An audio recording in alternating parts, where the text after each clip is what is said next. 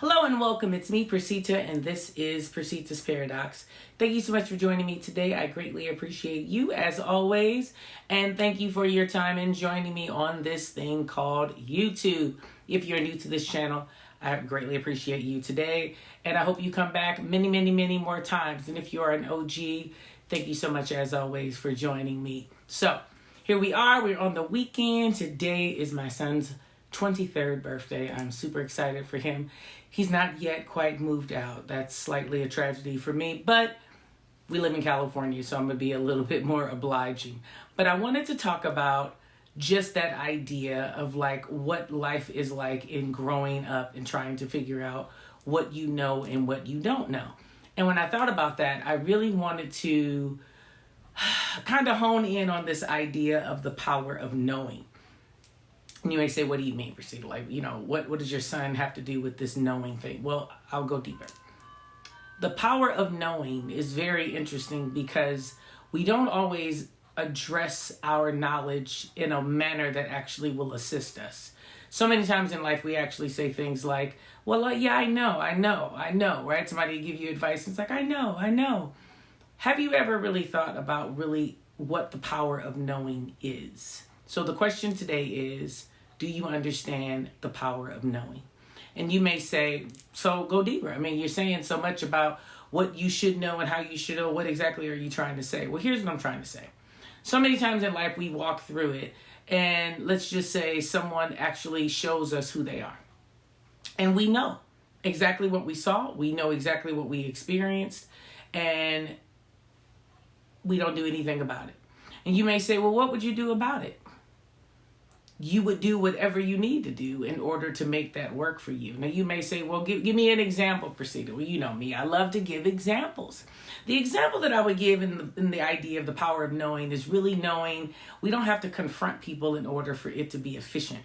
We don't have to actually go through the idea of, I need to tell you how you are or what you need to do. Sometimes just the idea of knowing who and what a situation is or a person is or what you've actually experienced is the key.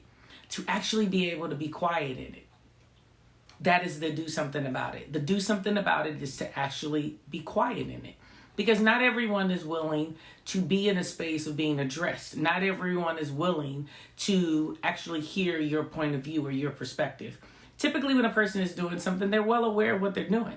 You know why I say that? Because almost never can you run into someone who could say that they've never experienced someone coming and telling them about what they're doing, be it right or be it wrong, right? Like, no one goes through life and there's no repercussions. So if you're meeting someone, for example, and they're well of age, they have been around the block at least 20 good years or so, you can pretty much guarantee that they've ran into someone that has actually made the comment to them about what it is that they're doing, be it using their manipulative skills or being successful in what they do or being a great orator, being a great saver, a great person, whatever, right? Be it good or bad, there has been, I promise you, the interaction of someone coming their way. So instead of feeling as if you have to actually address people in all of their right or wrongness, sometimes it's better to just be quiet. It took me a very long time to figure that out because I'm the type of person that when I feel like you need to know that I know who you are and what you're doing, then I'm typically going to say something. Most people would identify that as confrontational. I can say sometimes I could feel confrontational. Sometimes I could actually put myself in the perspective of possibly being confrontational. But that's not necessarily always a bad thing. But confrontation as a connotation of the word sounds as if it's going to be bad simply because it's being addressed. So what I understand the power of knowing in, let's just say, a situation or an individual's actions, I'm not necessarily going to go and make note of it. I'm going to make note of it to myself, but I'm not going to make note to the person unless I'm led from a spiritual place to do that. And like I said, that has a lot to do with the premise of I'm a huge proponent in believing that everyone has experienced someone to tell them at one point or another in their life what they have experienced. So much so that typically when you say to someone something, let's just say in the know and it's not so nice, it's not a good thing, you could pretty much guarantee yourself that they've heard it before, to the degree that they'll actually say to you, yes, so-and-so says that about me too, but I don't get it, right?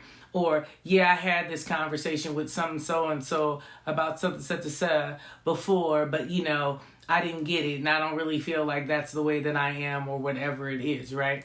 Always ask yourself, why is it then that we find ourselves still pushing through? The knowing, the power of the know is so intense that typically before a person even does what you already know they're going to do, because you've already experienced something that has given you the power of knowledge or know over this person's actions or character, you've already told yourself who they were. But you're continuously finding yourself giving them more chances or more opportunities to come in and manipulate, or come in and distract, or come in and sabotage, be it themselves or you.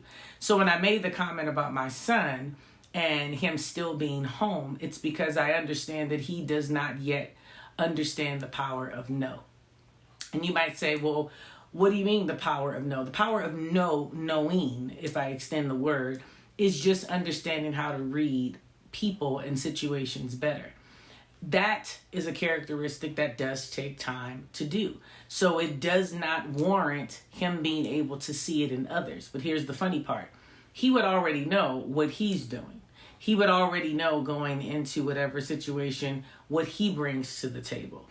I then have to make sure that he's bringing as much of a positive thing as possible as his parent.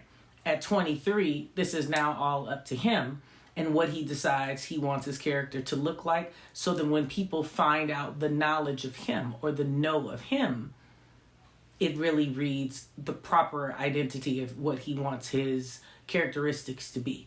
So I say all of that to say the power of knowing is very interesting if you think about it, just from the idea of you really don't always need the validation of people understanding you or not. Meaning you have to know you in order to make sure that you can exude what you want people to read or perceive. Don't get me wrong, you're still going to find that body of people that find their own definitions or their own perceptions, because remember, people can only give you what they have. So if you are good and they're still not good, they're still going to get a different read. They're still going to get a knowledge of you that might not necessarily be clearly yours, because you're still speaking two different languages. That part we cannot control. We can only control the power of knowing within ourselves, and the power of knowing ourselves well enough to be able to read what other people are bringing. Does that make sense? So the power of knowing, again, is not about you actually getting in somebody's face and, telling them what you feel about what they did. Sometimes the power of knowing, almost all the time, is simply just keeping quiet. It's simply just being in a space where you understand you don't really need to say anything. Your actions are everything. I always listen to what people say, because I find it interesting to see, again, what they feel about themselves. And typically people define themselves in their words based on what they want to be seen as, right? But your actions are going to always be able to show who they really are. So the power of knowing gives you that discernment with damn near everything that comes your way, because you'd be able to decipher based on that. Even God himself says that you can tell a tree by its fruit, not by what it tells you it is, but what it actually brings forth. So I am a big proponent of the power of knowing. I am a big proponent of understanding that it is not about me then telling an apple tree that it's telling me it's an orange tree, but it's really an apple, and then getting into a confrontation about it with the tree. It's just an idea of I can actually stand back from afar and watch what the tree produces and see if it's actually what it is that it's telling me it is. That is what I mean by saying the power of knowing. That is what I mean by being able to identify that and walk in a place where you're clear in understanding what exactly you want to know about not only the situation, but the people in the situation, and somehow, some way, who you can be or not be in the situation. So I say all of that in hopes that some of that made sense to you. So again, I ask you and give you just a little bit of something to think about. really pondering like what you do when you find out something, how you move when you understand the power of knowing something in a situation. So I want you to really think about that and really understand that silence sometimes is your best, not only offense, but defense in situations that you don't really need to elaborate or explain. It's just better to just go hush, know what you know, and act accordingly.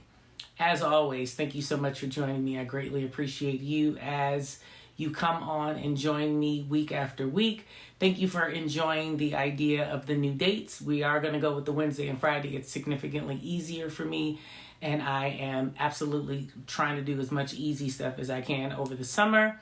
And as always, I'm hoping that it's a little bit better for you to give you something to think about to go into the weekend. So, keeping up and doing all I can to make sure that you are getting what you need as you continue to support me. Thank you as always. Remember to like, share, comment, hit the notification button. I said that I was going to do more of those little like reels and stories. I haven't done that. I'm going to get a little bit better on that because like I said, I got some free time. So now I'm starting to pursue the internet a little bit better. I am trying to hit all the platforms, and my God, sometimes I feel a little crazy trying to do it. But if you see me on there, make sure that you are absolutely notifying yourself of wherever you think I am, from the TikToks to the Instagrams to the YouTubes to the Poshmark to the Pinterests, all of that good stuff. If you're doing that, and at the same time, make sure that you are engaging so that I know that you're there. I'd love to talk to you on all those different platforms. So before you can do all those things, remember the rules. I need you to do 3 things. Live life authentic. As always, thank you so much. Have a wonderful weekend and stay out of trouble. Bye-bye.